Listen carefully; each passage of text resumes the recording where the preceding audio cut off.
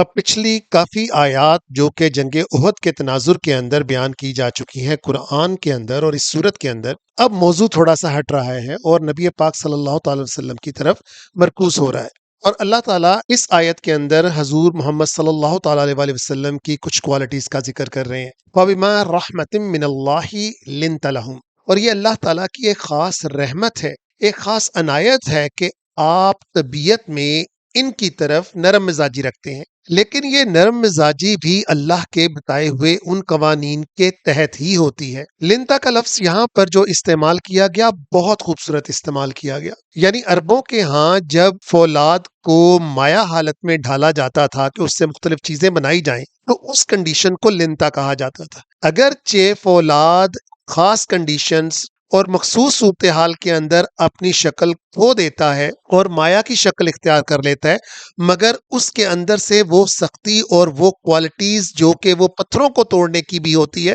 وہ نہیں جاتی ہے۔ بالکل وہی لفظ یہاں پر محمد صلی اللہ تعالی علیہ وسلم کے لیے استعمال کیا گیا کہ آپ لنتا ہیں، یعنی اللہ کے بتائے ہوئے قوانین کے مطابق آپ نرم مزاج ہیں اپنے فالوورز کی طرف اور لوگوں کی طرف۔ وَلَوْ كُنْتَ فَظًّا غَلِيظَ الْقَلْبِ، اور اگر آپ کی طبیعت کے اندر اللہ تعالیٰ سختی پیدا کر دیتے، لَانْفَضُّوا مِنْ حَوْلِكَ، تو یہ کبھی بھی آپ کی طرف راغب نہ ہوتے، یہ ڈسپرس ہو جاتے۔ نفدہ کا مطلب ہوتا ہے بکھر جانا، اور پھر کچھ انسٹرکشنز دی جا رہی ہیں فَاعْفُ عَنْهُمْ، ان کی کچھ حرکات کے اوپر کچھ معاملات کے اوپر آپ درگزر کر لیا کیجئے۔ حالانکہ حضور صلی اللہ علیہ وسلم کی اسی موضوع کے اوپر تعریف کی جا رہی ہے، مگر اللہ تعالیٰ پھر حضور صلی اللہ علیہ وسلم کو تحریک دے رہے ہیں، انسپائر کر رہے ہیں۔ وَشَاوِرْهُمْ، اور ان سے مشورہ کر لیا کرو۔ مشورہ کرنے سے ان کو اپنی اہمیت کا احساس ہوگا کہ یہ کوئی پپٹس نہیں ہے جو آپ کو فالو کر رہے ہیں، بلکہ یہ ایک اس اکائی کا حصہ ہیں جس نے پوری کائنات کے اندر ایک ایسا نظام متعارف کروانا ہے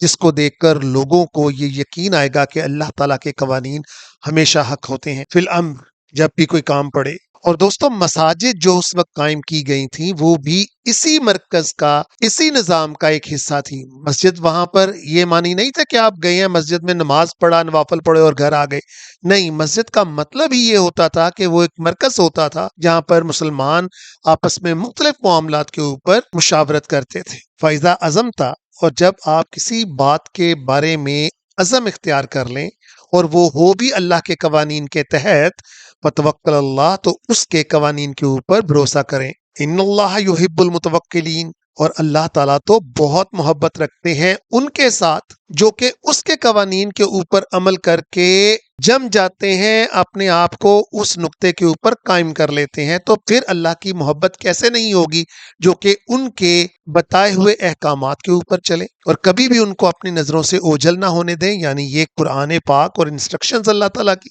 اللہ تعالیٰ ہمیں بھی اس قرآن پاک کے اوپر چلنے کی توفیق عطا فرمائے، اور سب سے بڑی بات اس کو اپنی زندگیوں کے اوپر لاگو کرنے کی توفیق عطا فرمائے۔ صدق اللہ العظیم۔